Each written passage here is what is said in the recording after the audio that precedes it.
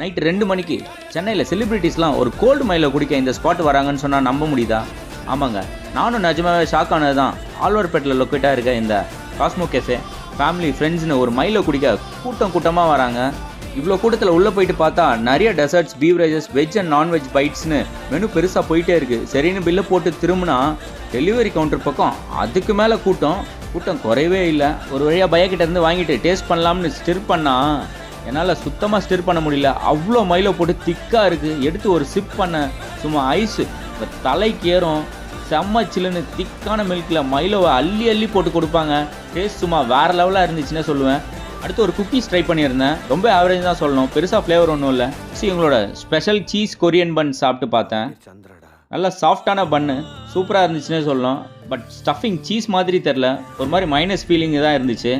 Definitely a very good hangout spot for Milo lovers in Chennai. I'll give 10 out of 10 for this cold Milo. இந்த மாதிரி interesting அப்டேட்ஸ்க்கு மறக்காம get ராக்கிஃபைட் பேஜை follow பண்ணுங்கள்.